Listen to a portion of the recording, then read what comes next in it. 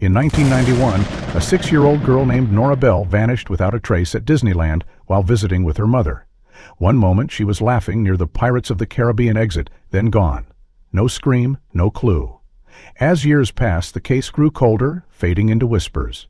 But 2 decades later, a hidden detail emerges, triggering a chain of discoveries that no one was prepared to face. The laughter was endless.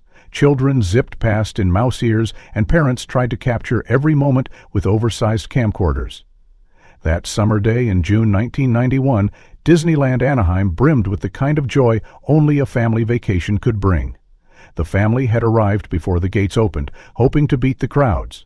10-year-old Nora Bell, bright-eyed and endlessly curious, clutched a glossy park map, circling every attraction she wanted to visit with a pink highlighter. Pirates of the Caribbean was first on her list. "Nora, stay close," her father Mark called as she skipped a few steps ahead. Her mother, Ellen, adjusted her backpack and checked her wristwatch. "The line's already building up," she said, half to herself. The California sun was already intense, casting long shadows on the pavement. Mark and Ellen glanced around, taking in the sights, the parade of characters, the whiffs of popcorn and candy. They let their daughter have a few moments of free wonder. After all, it was her first trip to Disneyland. The line for the Pirates ride moved slowly. Kids fidgeted, teenagers huffed, parents wiped sweat from their brows. Nora, still a few feet ahead, turned and smiled at her parents, holding up a pressed penny she'd just gotten from a souvenir machine. Ellen waved back. Mark gave a thumbs up. They didn't notice, not at first, when she turned again to look forward, then stepped slightly to the left, then disappeared. It took maybe 5 minutes. Mark looked down to answer a question from Ellen about lunch, and when he looked back up, Nora was gone. He assumed she'd gone to look at something nearby, maybe a snack stand, maybe a costumed character, but 5 minutes turned into 10, then 15. Panic set in fast. They alerted a ride attendant, then security. Then an all-points bulletin was quietly dispatched across the park. Disneyland had a strict policy, no announcements over loudspeakers to avoid mass panic. But behind the scenes, a silent emergency protocol was triggered. Ellen was pacing now, and she was just here, right in front of us. She didn't even say anything. Her voice cracked, hands trembling. A security officer ushered them into a private room near the exit of the ride, promising updates. Hours passed. At 3:42 p.m., park security reviewed footage from cameras near the entrance to the ride. One clip stood out. A tall man in a crisp Disney custodian uniform, name tag blurred, was seen holding Nora's hand and leading her away from the line. She didn't seem to struggle, but she didn't look comfortable either. Her body language stiff, uncertain, as if unsure whether she should follow, but too polite or too scared to resist. When Mark and Ellen were shown the clip, Ellen gasped audibly. "That's her. That's my baby Squinted. That's not anyone we know. That's not a Disney employee I remember seeing today." The officer nodded grimly. "We've run the uniform. That specific shift today didn't have anyone matching this man's build or appearance. And the name tag, it doesn't match any ID registered to park staff." "How the hell did he get in with a uniform?" Mark asked, his voice rising. "Isn't there security? Isn't there protocol?" The officer offered no comfort, only facts. "We're working on tracking where he may have exited, but he's not on any other camera past this point. It's like they vanished." By 9:00 p.m., the entire park had been searched. Every staff corridor, nothing. Nora Bell was gone. That night, the Bells were offered a hotel room on Disney's expense. They didn't sleep. At dawn, they insisted on speaking to Anaheim police. Disneyland's corporate lawyers were already involved. The media was swarming the gates. By mid-morning, Disneyland disappearance was trending in local headlines. For weeks, police interviewed everyone: ride operators, janitors, ticket clerks, other guests. A couple from Ohio said they remembered seeing a girl matching Nora's description walking near the park's back stacks. But they couldn't be sure. Too many kids, they said. Too much excitement. The composite sketch of the man in the video aired nationwide. Dozens of tips poured in. None led anywhere. The Bells' lives fractured. Ellen stopped eating. Mark quit his job. They stayed in Anaheim for months, clinging to hope. Each morning brought new exhaustion, new theories. Was she taken by someone who knew them? Was it a trafficking ring? Or worse, someone with a personal vendetta? Then the calls started. Psychics, ransom hoaxes. People claiming they'd felt Nora in a dream. One man claimed she'd been adopted in France. Another said she was living on a commune in Oregon. The Bells followed every lead. None were real. By the end of the year, the case had gone cold. No body, no clue, no Nora, just silence. Disneyland, under pressure, increased surveillance and overhauled its employee verification process. But for the Bells, no corporate apology could erase that one blink of a moment where everything slipped. Years passed. Time did what time does. But Ellen never stopped visiting Anaheim. Once a year, on June 21st, she'd stand by the Pirates' entrance, watching children squeal and families laugh, her eyes scanning faces, just in case. Just in case she came back. Anaheim PD launched a full-scale investigation the morning after Nora disappeared, assigning 2 lead detectives and forming a joint task force with Disney's internal security team. The first priority was identifying the man in the video. Forensic analysts enhanced the footage, revealing clearer details. His uniform was well worn, but spotless, the stitching consistent with Disney custodial gear. His shoes, however, were not standard issue. That discrepancy was noted, but what truly stood out was the cap he wore, a black baseball cap with the silver logo of the Los Angeles Kings embroidered in front. It tilted slightly to the left, casting a faint shadow over his face. At first, it seemed innocuous. Southern California was full of hockey fans, but when a detective crossed lane in front of it, a craft that stated something odd, the Kings didn't have a game that day. In fact, they were off-season entirely. It was June. No practices, no press conferences, nothing scheduled in Anaheim or Los Angeles. So why would someone wear that cap inside Disneyland that day unless he wanted to appear like a casual fan? Investigators began combing through the employee database to find any match, starting with custodial staff, then expanding to food service, then security. No one resembled the man. When that yielded nothing, they turned to temporary hires, seasonal staff who often worked without full benefits or long-term contracts. That's when they hit the first real snag. One name stood out on the June 21st employee log, Derek Hensley. He'd been listed as a fill-in janitor scheduled from 9:00 a.m. to 6:00 p.m., but something was wrong. There was no clock-in data, no time card punches, and most notably, no emergency contact listed. His application file was incomplete, and when HR tried to pull up his tax documents and ID copies, the digital folder came back empty. They checked the physical archives. Nothing. It was as if Derek Hensley had never worked there at all. A woman in HR vaguely remembered someone by that name showing up for orientation earlier in the month. Tall guy, quiet, maybe 35, had a scar on his left hand, she recalled.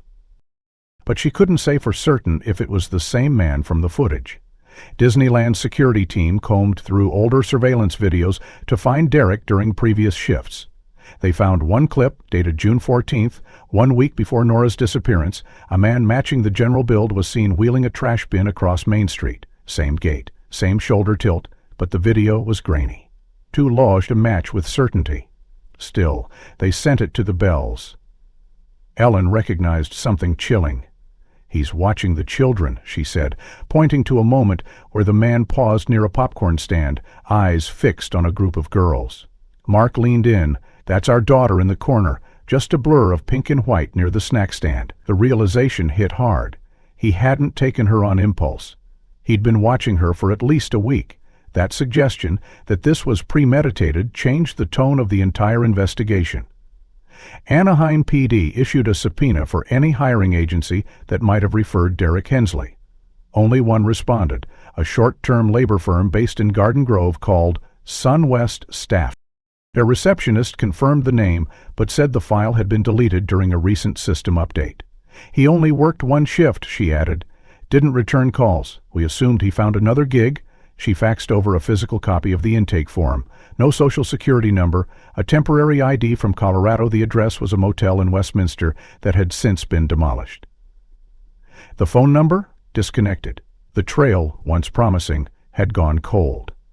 Meanwhile, the image of the Kings camera had circulated among NHL fan forums, hoping for leads.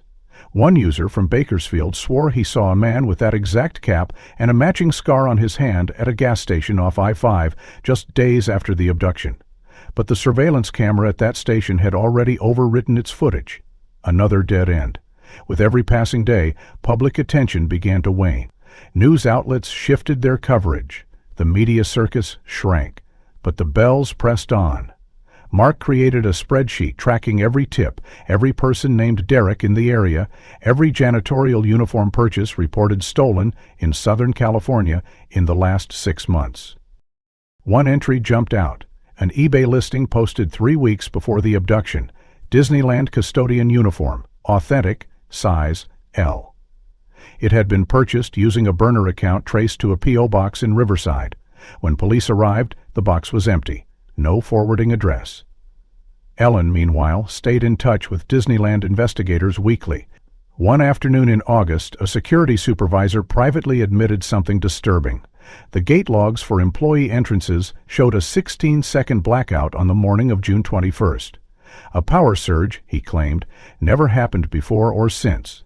It was during this window that the man from the video was first spotted entering the staff corridor with Nora. The blackout gave him the chance to slip past unnoticed. Ellen's voice cracked. "You mean it was planned?" The supervisor looked away. "We're not ruling anything out." But it wasn't just digital shadows they were chasing.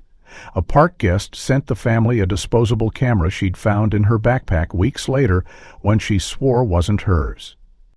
Inside were 7 photos, mostly blurry: trees, shoes, the back of someone's head, but one stood out, a shot of the Pirate Ride's loading dock, and in the far corner, just barely in frame, a tall man holding a child's hand. The cap was unmistakable. The angle confirmed the timestamp. That was the last known image of Nora Bell. Forensics couldn't extract any latent prints. No DNA, just pixels and dread. As September rolled in and the case showed signs of collapse, Mark and Ellen were called to one final meeting with investigators. It was brief. "We believe the suspect used a combination of a purchased uniform and falsified documents to access employee areas. We suspect a deliberate effort to erase his digital footprint. No additional leads at this time." That was it. The official summary, one sentence to conclude 3 months of chaos. But to Ellen, it wasn't closure. It was surrender.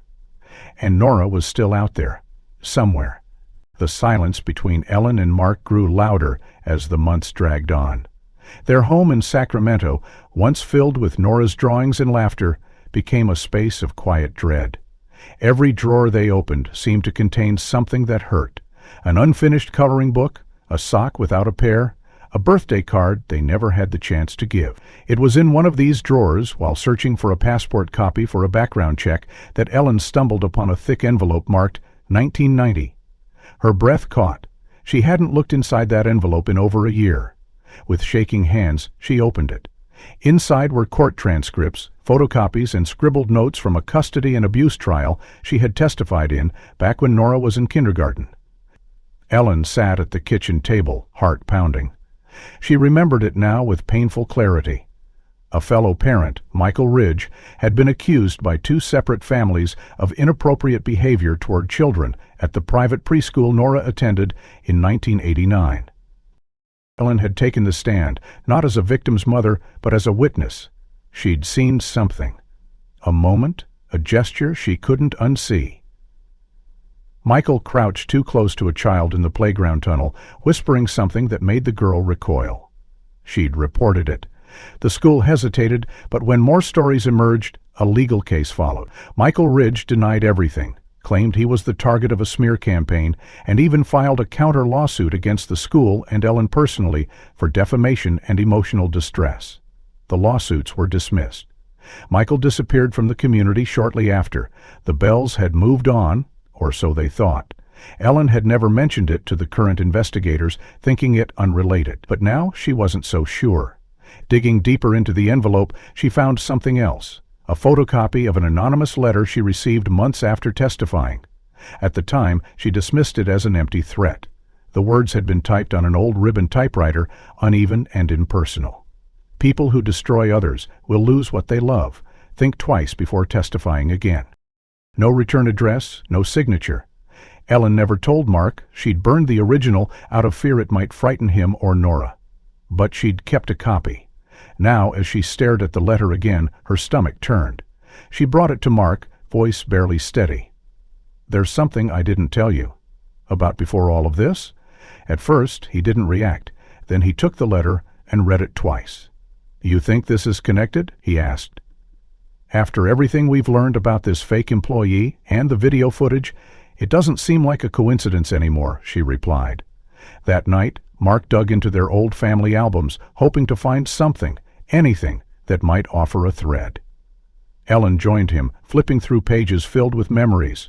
Halfway through the third album, they stopped. A photo from Nora's preschool graduation stared back at them, a group shot, full of parents and children gathered on a picnic lawn. Nora stood in front, tiny in her cap and gown. Ellen leaned in. There was Michael Ridge, standing in the back row, hands in his pockets, looking away from the camera. But what made her blood run cold wasn't just his presence. It was the man standing next to him. Tall, broad-shouldered, wearing a familiar watch on his left wrist. The same style and build as the man from the Disneyland footage. Ellen's voice broke. "That's him? That's the same man?" Mark narrowed his eyes. "You're sure?" She nodded. "He was there, but I don't remember his name." They took the photo to the detective still unofficially assisting them. He scanned it, cross-referenced old legal files, and identified the man. His name was Richard Owens. He was Michael Ridge's cousin, and during the 1990 trial, he'd attended several hearings as part of Michael's support circle. He had no criminal record, no job history in California, and no known connection to Disneyland. But he did share a surname with a former janitor at the park who had retired the year before Nora disappeared. That man, Paul Owens, had worked night shifts and often lent out old uniforms to local costume resellers. Investigators found an old report from 1988 when a Disney uniform went missing from a supply closet. No one followed up. The uniform was never recovered. Richard Owens had no digital footprint since 1992. No credit history, no driver's license renewals, nothing. Like Derek Hensley, it was as if he vanished. Ellen tried to reconstruct every memory she had from the trial. "He never spoke," she recalled. "He just watched, like he was memorizing everyone in the room." Mark looked at the photo again, then at the enhanced still from the ride video. Same posture, same bone structure, same left wrist habit, watch on the inside. The pieces were fitting, but in the worst way. Ellen realized something else. The threats from the letter might not have been idle after all. She hadn't destroyed Michael Ridge's life, she'd only told the truth. But someone close to him had followed their lives, waited for the right moment, studied their habits. Then maybe Nora's abduction hadn't been random. Maybe it had been punishment, revenge wrapped in calculated cruelty. For years, Nora Bell's name slowly faded from news cycles and active investigations. Detectives rotated. New cases took priority. Mark and Ellen Bell, though changed forever, tried to rebuild. Mark returned to part-time teaching. Ellen took a quiet position at the library, surrounded by books instead of memories. Every June, they still recognized them. Time had its way of softening public memory, even as it hardened private grief. Then came the storm. In early January 2011, Southern California experienced record rainfall, saturating the hillsides and overflowing creek beds around Anaheim and the broader Orange County basin. In Santa Ana, just 9 miles from Disneyland, the Santiago Creek broke its banks, turning farmlands into swamps and sending decades of debris drifting across the fields. A week later, when the water began to recede, local farmer Henry Vasquez returned to assess the damage. Most of his citrus trees had survived, though several along the far southern fence had collapsed from loosened roots. One in particular, an old sycamore near the rear edge of his property, had been completely uprooted. Its massive trunk lay flat, revealing a dense tangle of roots, soil, and something else, something wrapped in plastic. Henry approached carefully. What he initially thought was garbage quickly revealed itself to be a large, knotted black trash bag, brittle from sun and time. He sliced it open with a pocket knife and found, to his astonishment, a smaller bag inside. Clear nylon, sealed tightly with electrical tape. Inside that second bag, perfectly dry and preserved, were 3 objects. a spiral-bound sketchbook with a faded teal cover, a pair of dusty white Keds sneakers no larger than a child's foot, and a Disneyland park ticket from 1991, its edges yellowed but intact. Henry, puzzled, took the items to his kitchen table. The sketchbook bore only two initials, N.M., written in purple marker in the top left corner. Curious, he flipped through the pages. What he found disturbed him deeply. Childlike drawings filled every sheet, some joyful, some chaotic. One showed a smiling sun above a house with a red door. Another showed a man holding a balloon beside a girl in a pink dress. But it was the final page that made Henry's hand tremble. A crude drawing of a tall man in a dark hat, clearly a baseball cap, gripping the wrist of a small girl as they walked toward a fence. In the corner, a single word was written in childish black letters: help.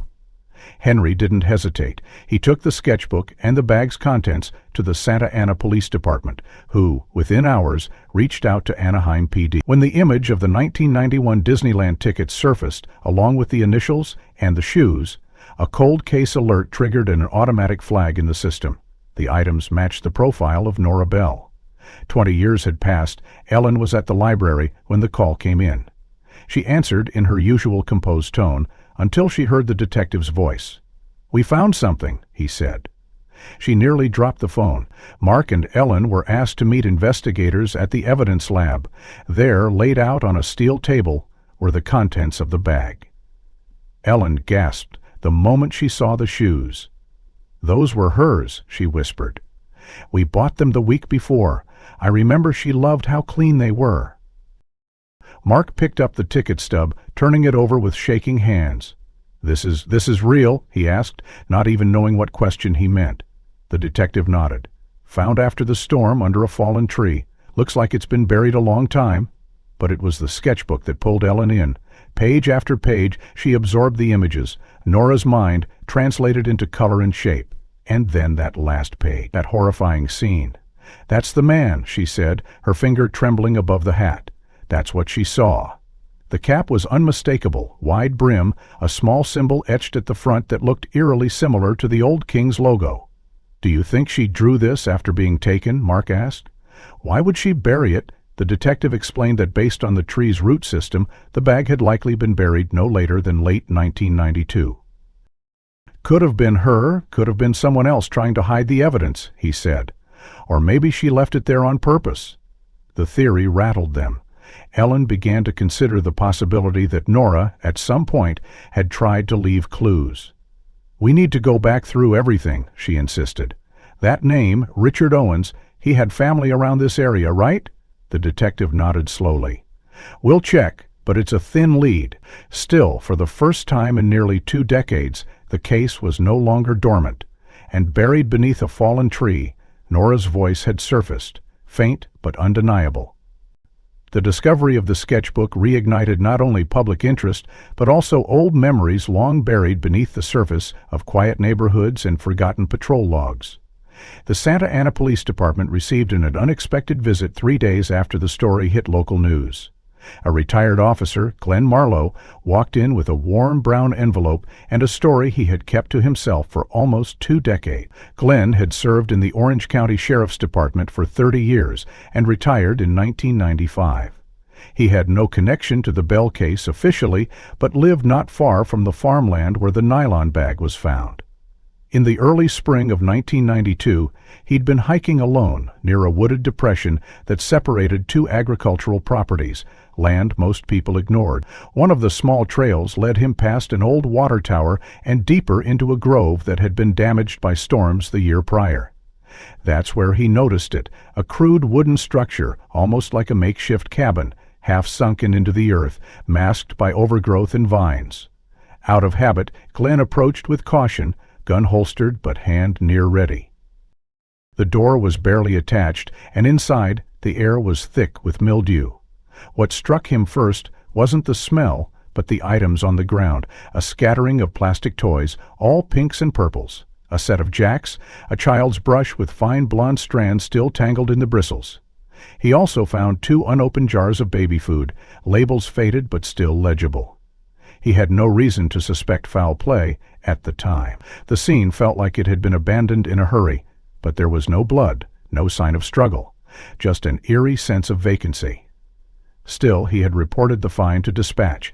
They told him it was likely squatters or transient activity. No further action was taken, but Glenn had taken one item with him, a torn piece of paper stuck between two floorboards, yellowed with moisture but still intact. It had a letterhead from a mental health institution, Garden Park Psychiatric Center, located 50 miles east in Riverside County. That detail had always stuck with him, though he never pursued it.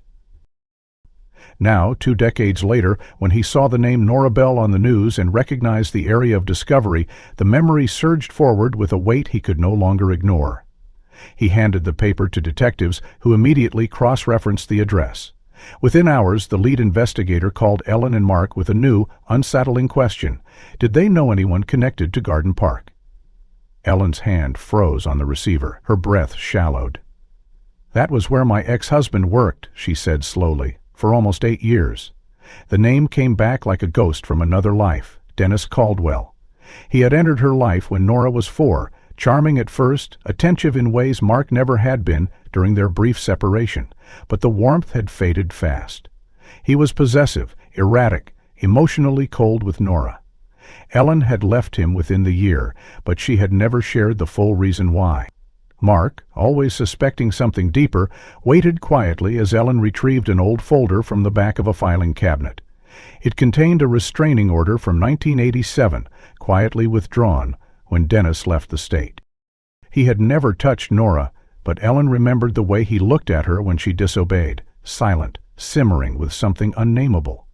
She had learned later from a friend that Dennis had been let go from Garden Park for misconduct. She had no idea what the details were. Records had been sealed. The detective confirmed the match. Garden Park's personnel logs from the late 80s listed Dennis Caldwell as a night shift supervisor in the children's wing, until he resigned in May 1990. That resignation date lined up chillingly close to when Nora had first begun showing signs of anxiety at school, just over a year before her disappearance. No one had linked the two. Until now, more troubling was that Garden Park had been the recipient of state funding for transitional housing units, including a temporary release cabin program in rural properties meant for patients with minimal supervision. Several of these cabins were located within 20 miles of Santa Ana, near the very trails Glenn had explored. When officers returned to the site Glenn had described, it was overgrown but still partially intact. Soil scans confirmed that the structure had once been partially covered by earth, likely due to erosion and time. Inside, they found a cracked mirror, an old rusted kettle, and etched into the wooden beam, near the floor, a faint collapsed into a chair when she saw the photograph. "She used to sign cards that way," she said, tears threatening, "and a heart, that was her." Near the wall, a police dog found remnants of fabric, a piece of a pink sweater, rotted nearly to thread, and a snap button shaped like a star. Forensic tests would take time, but Ellen already knew it was Nora's. She had worn it on the day she vanished. Then another discovery. Beneath a loose panel near the base of the old wall, tucked into a tin box with rusted edges, was a folded page from a nursing schedule. At the top, the words Dennis C. were scrawled in ink, along with dates matching 1989 to 1990. The investigators brought in a hand-handing analyst, plus an old sample. Ellen could barely speak. Mark stood motionless, fists clenched. There was now a link, however circumstantial, between Dennis and the last place Nora had likely been. The news coverage surrounding the rediscovered cabin spread quickly across Southern California and into neighboring states. Local outlets picked up the story first, sketchbook found after 20 years tied to Disneyland disappearance. Then came the national segments. Morning shows revisited the case. Podcast hosts and amateur sleuths revived theories. And on a quiet afternoon in Reno, Nevada, one woman paused mid-laundry, her eyes fixed on the television as a familiar image flickered across the screen. The woman was Lana Fields. She was 30, a high school English teacher living alone in a modest apartment 2 blocks from the school she'd taught at for 6 years. That afternoon, she was folding a stack of clean sheets when the screen showed the old sketchbook drawings, the tall man in the hat, the little girl, the fence. Something in her stomach twisted. She sat down slowly, watching the rest of the segment. The name Nora Bell echoed in the voiceover, followed by phrases like, "never found," and "new evidence surfaces." Lana didn't understand why she couldn't breathe for a moment. It wasn't the name. It was the image, that sketch of the girl being led by the hand, the way her legs bent awkwardly in fear, the strange squiggles meant to represent trees or fencing. Lana had seen it before, not the sketch, but the moment, or something like it. A flicker, a scent. Her mother, Janet Fields, had always told her she was adopted. Sort of. "Your birth mother couldn't care for you," Janet would say. "She left you with a friend. We stepped in and gave you a better life." Lana was too young to question the missing paperwork or the vague origin story. She was told she was born in Utah, brought to Nevada in 1993, just before her 3rd birthday. There were no legal documents she ever saw, not even a birth certificate until her school enrollment required one, and even that came late. For years, Lana had accepted the gaps, but now, staring at that television, those gaps felt like gaping voids. That night, she opened her closet and dug out the old plastic bin where Janet kept what little Lana had been told were her baby things. Inside was a faded pink sweater, a single photo of toddler Lana in a park with Janet, and a hospital bracelet with no name, just a date, June 23, 91. That date rattled her. It was only 2 days after Nora Bell had disappeared. The next morning, Lana called the hotline listed at the end of the news segment. She explained her feeling, the memory fragments, the vague adoption story. The officer on the line was cautious but respectful. "Would you be open to a DNA comparison?" he asked. "We can keep it confidential at this stage," Lana agreed. Within 48 hours, a sample was collected and asked to provide a fresh sample as well, to expedite the process. She didn't ask why. She already knew. While the labs processed, detectives began checking into Janet Fields, who had died in 2006. They found no adoption records in Nevada or Utah. No birth certificates under the name Lana Fields prior to 1993. But one thing stood out. Janet had worked as a night nurse in a rehabilitation facility in Sparks, Nevada.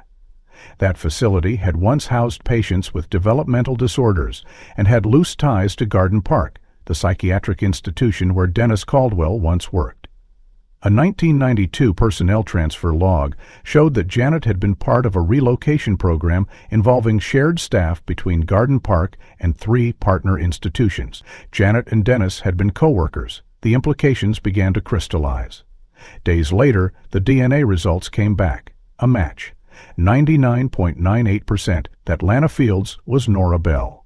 The moment Ellen received the call, she didn't scream, she didn't cry. She simply collapsed onto the couch, the phone still to her ear, her body drained of any resistance left. Mark, who had already guessed the truth, knelt beside her. "It's her?" he asked. Ellen nodded slowly. "It's her." The detective who broke the news to Lana was gentle, factual. Lana listened in silence as the explanation unfolded. She didn't speak for nearly a full minute. Then, with a voice barely above a whisper, she said, "I knew something didn't fit, I just didn't know it was everything." She was given the choice, speak to Ellen immediately or wait. She chose to wait. She needed time. Alone in her apartment, Lana, Nora, began rereading her journals, flipping through childhood pictures, questioning every bedtime story she'd been told. How had Janet acquired her? Had she believed she was saving a child, or had she known? And Dennis Caldwell, was he the connection, the courier, the man in the shadows? One thing was certain now, her name wasn't Lana, it was Nora, and her life was no longer a question of who she was, but who had taken it from her.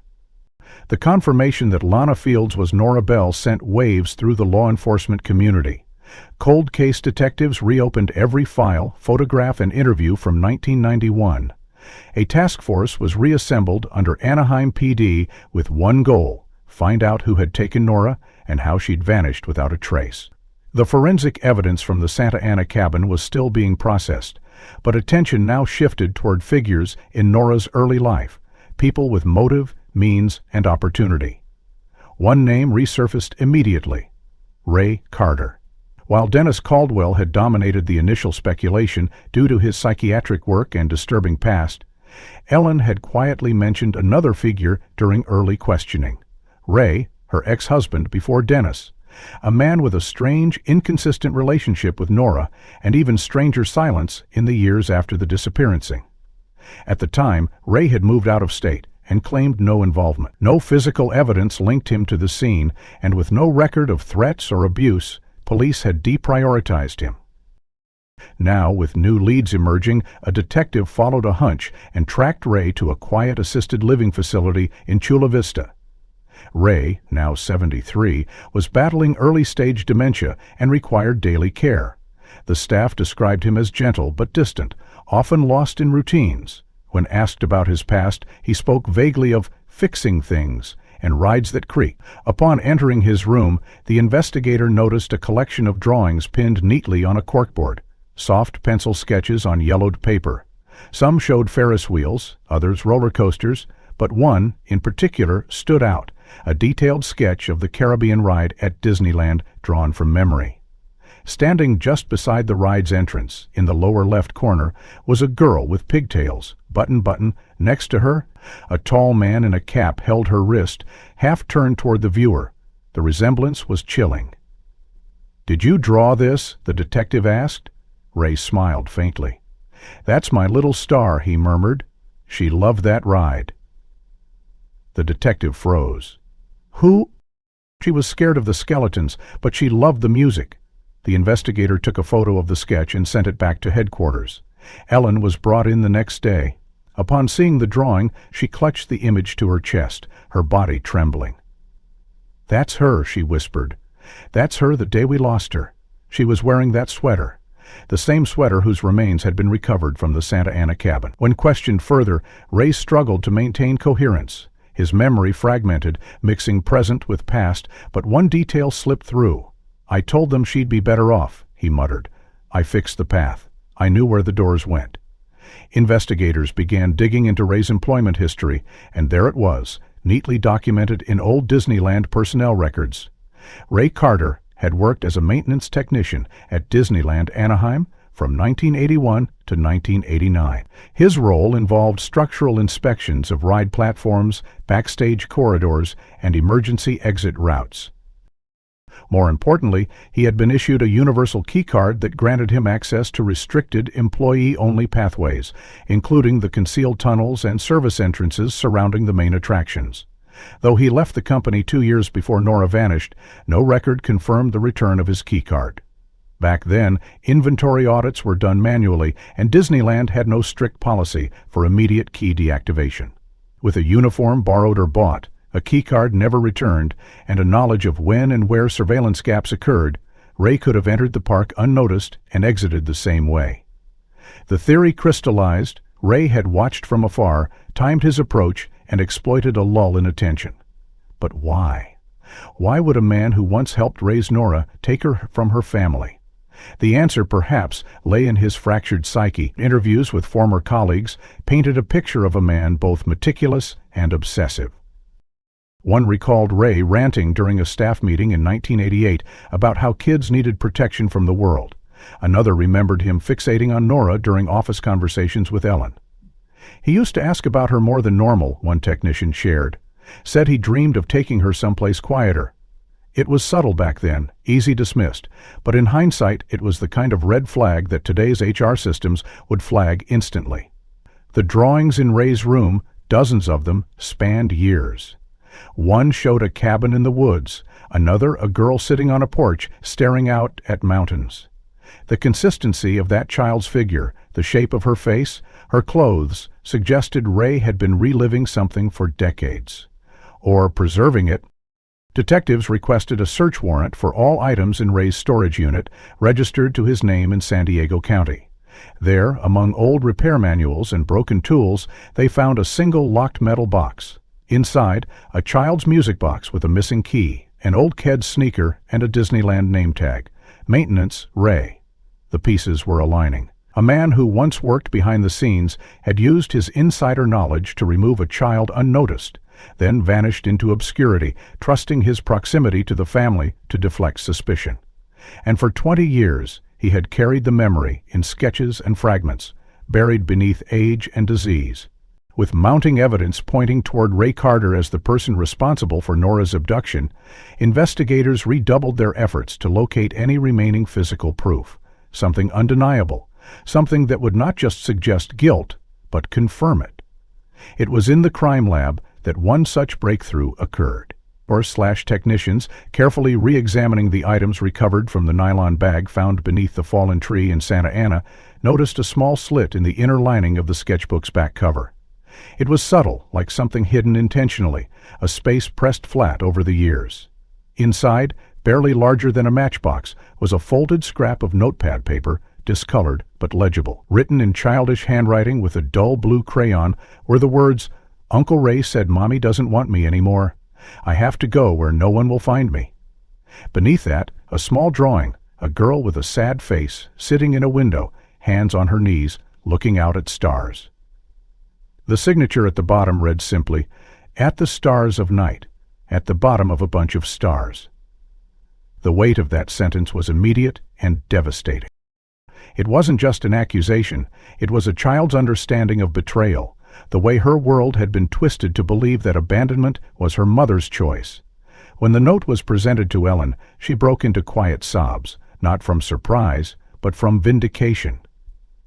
"She thought I didn't love her," she whispered, "all these years, and she thought I gave her up." The letter was authenticated, the crayon matched to one found in the same bag, and the language was consistent with Nora's speech patterns from early school records. For prosecutors and detectives alike, it was the emotional core of the case they had long been missing. Meanwhile, a separate search of Ray Carter's property yielded yet another discovery. In the basement of a house he once owned in Fresno, now sold but temporarily accessible due to ongoing probate proceedings, a rusted floor safe was located beneath the remnants of an old tool bench. Inside, amid moldy documents and rusted keys, were two items that shifted the case from theory to certainty: a forged birth certificate and a counterfeit passport. The certificate was filed under the name Lana Marie Fields, dated August 15, 1988, issued in Nevada. Listed as the legal guardian was Martha L. Fields, a woman whose name appeared nowhere in public birth or census records. However, the address provided matched that of Janet Fields, the woman who raised Nora under the name Lana. Even more damning was the accompanying passport, issued in 1993, its photograph a clear match for a young Nora, hair darker now, expression guarded, but unmistakably the same girl. The forgery was primitive by today's standards, but sufficient at the time to pass through local systems. When confronted with this evidence, the lead investigator summarized it best. He didn't just take her, he gave her a new identity, a new history. He even said the documents were cataloged, analyzed, and confirmed as forgeries. Experts dated the materials to the early 90s, consistent with the timeline of Nora's disappearances and the subsequent adaptation narrative provided by Janet Fields. The signature on the false birth certificate, when examined under magnification, bore matching stroke patterns to Ray Carter's known handwriting. It wasn't just a link, it was a signature in ink. For Ellen and Mark, the revelations were simultaneously a relief and a torment. The truth was now undeniable, but the scope of deception and manipulation was staggering. Ray hadn't acted in haste, he had planned every step, and he had convinced others, perhaps even Janet, that what he was doing was necessary, even justified. Nora, now Lena, was brought to the station and shown the documents. Her hands trembled as she held the passport. "I remember this," she said quietly. "She told me I'd need it for school trips, but we never went anywhere." The forged birth certificate left her speechless. For the first time in her life, she saw physical proof that her identity had been constructed. Not just assumed, built, paper by paper, with intent. The detective placed the crayon letter in front of her. "We believe you wrote this," he said gently. Nora stared at the writing, her breath caught. "I remember, the crayon. I had a little pouch, I used to write notes to myself, but I never thought they'd matter." Ellen sat beside her then, unsure whether to hold her hand or let her choose. "You mattered," Ellen whispered. "You always mattered." There were no dramatic embraces, no cinematic swell of music, just silence, and the slow, shifting weight of decades unravishing. Later that evening, as the evidence was processed and legal filings prepared, one final item emerged from the safe. A faded Polaroid of young Nora standing beside a pine tree, her arms crossed, her eyes tired. She was wearing the same sweater with the star button. Behind her, blurry but visible, stood Ray Carter, holding what appeared to be a handmade sign that read, "New Beginnings." The photo was dated July 1993, 2 years after her disappearance. The location was unknown, but the message was clear. He had never planned to return her. He had meant to keep her hidden, indefinitely, wrapped in lies, and protected only by the false belief that he was saving her. The days following the full revelation unfolded like a surreal haze for Nora, or Lana as she had known herself for as long as she could remember. Her mind struggled to reconcile the two names, the two lives, the two mothers.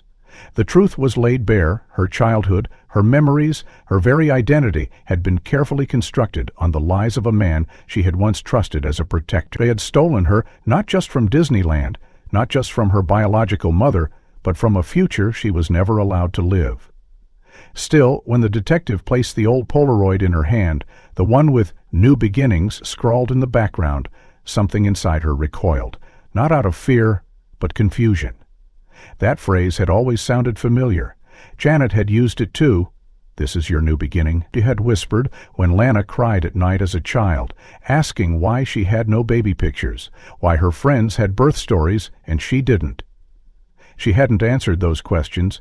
She'd deflected, soothed, and offered false promises. New beginnings, over and over. Now that phrase, once a comfort, felt poisoned. Nora sat in a sterile conference room at the Anaheim Police Department, staring at two folders, one labeled Nora Bell, the other Lana Fields. On paper, she existed twice. In her mind, she existed nowhere. When the detective asked if she wanted to speak to her birth mother, she nodded slowly. "Yes," she said, "but I don't know what to say."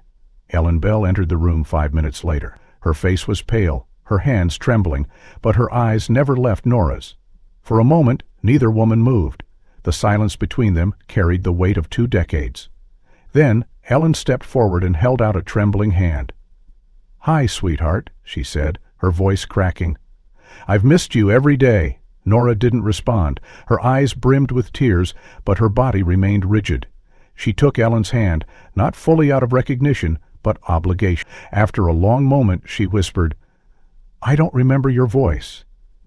The honesty of that statement shattered Ellen. She nodded, holding back sobs. "That's okay, we have time." The days that followed were filled with careful introductions. Mark, who had stayed back during the first meeting, later joined Ellen for a visit with Nora. He brought a photo album, images of Nora as a baby, a toddler, her preschool graduation. Nora flipped through each page as if examining a stranger's life. "I can't believe this was me," she said softly. "I feel like I'm looking at someone else's daughter." Mark placed a hand on her shoulder. "You were our whole world," he said. "Still are." But reintegration was never going to be simple. Nora was 30 years old. Her life had not been one of abuse, but deception. She had loved Janet Fields. She had mourned her when she passed. She had built memories, forged friendships, celebrated birthdays. And now all of it, every piece of her past, was tangled with a lie she hadn't asked for. In therapy sessions arranged by the department's trauma unit, Nora admitted feeling adrift. "If I mourn Janet, does that mean I betray Ellen?" she asked her counselor. "If I accept Ellen, does that mean my whole childhood was a lie?" The therapist didn't answer. Instead, she let Nora sit in the silence of those questions. Healing, she explained, was not linear. Meanwhile, the media clung to the story. Reporters camped outside the Bell residence, but inside the quiet of the family's reconnected lives, the wounds remained raw. Ellen invited Nora to stay with them, at least temporarily. Nora agreed, but on the third night, something shattered her fragile calm. Ellen, trying to reconnect with her daughter's past joys, suggested a visit to Disneyland. "We could go together," she said gently. "Just the two of us? Reclaim the place?" Nora froze. Her breath caught in her throat. Within seconds, she was on her feet, backing away. "Don't," she said sharply. "Don't talk about that place." Ellen stood, panicked hand. "Sweetheart, I didn't mean—" but Nora was already trembling, her hands shaking. She pressed herself against the wall, eyes glassy. "I hear music sometimes, like from the rides, in dreams. There's this smell, popcorn and metal, and I wake up crying. I don't remember what happened, but my body does." Ellen moved forward slowly. "Okay," she said. "We won't go. I'm so sorry." Nora slid down to the floor, her breath shallow. "He told me you didn't want me," she whispered. "He told me you gave me away." Ellen knelt beside her, hands folded cellibly. "That was never true," she said. Not for a second. The moment passed, but the mark remained. Every time Disneyland was mentioned, even as a memory, Nora's reaction was immediate and visceral. The trauma was embedded not just in her memory, but in her nervous system. Later that week, she visited the cabin site in Santa Ana, escorted by detectives. The area had been cleared, cleaned off. She stood in silence near the roots of the tree where the bag had been found. "I think I left that note," she said. "I think I wanted someone to find me." The investigators nodded. "You did," one replied. "It just took longer than it should have." The final hearings brought a quiet end to what the press had dubbed the longest stay at Disneyland during the late 80s and overwhelming evidence. The forged documents, the items from the cabin, the sketchbook, and Nora's note. Expert testimony confirmed Ray Carter's unique access to employee-only pathways in Disneyland during the late 80s and early Morgan's family to the Bell family just days before Nora vanished. But despite the airtight case, the conclusion carried no gavel strike of closure. Court-appointed psychiatrists had evaluated Ray over the course of several weeks and concluded he was in advanced cognitive decline. Diagnosed with degenerative vascular dementia, Ray could not consistently recall his own name, let alone understand the charges levied against him. Under California law, he was deemed mentally unfit to stand trial and was transferred from the assisted living facility to a state-run special care center for high-risk psychiatric patients in Bakersfield. The building was secure but lacked the trappings of prison. Ellen sat in the courtroom as the judge delivered the decision. Her expression never changed, but her hand remained clenched around the edges of a tissue that never left her lap. "It's not justice," Mark whispered beside her. "But at least it's over." She didn't reply. Later, in the hallway, Nora approached her slowly. She wore no makeup, her hair tied back simply, and her eyes, once unsure, now held a steady, quiet weight. "You okay?" she asked Ellen. Ellen turned to her daughter, took her hand. "No," she said honestly. "But I will be." Nora nodded. "Me too." In the months that followed, Nora declined every interview request. She had no desire to become a symbol, a cautionary tale, or a documentary subject. She moved back to Nevada temporarily, rented a cabin near the edge of Lake Tahoe, and spent most mornings walking the trails in silence. She kept a notebook with her, not for sketches but for lists. What she remembered, what she thought she remembered, what she wished she could forget. Ellen and Mark visited once a month. No expectations, just presence. Over time, the words came more freely. Nora began referring to herself as both names, Nora on paper, Lana in daily life. When asked by a caseworker if she wanted to legally change her name back, she shook her head. "Lana's the girl who survived," she said. Nora disappeared. I don't want to erase her again. Therapy continued. She learned to separate trauma from truth, memory from myth. Disneyland remained a source of both terror and tether. Then, on a crisp October morning a year after the trial, Nora made a decision.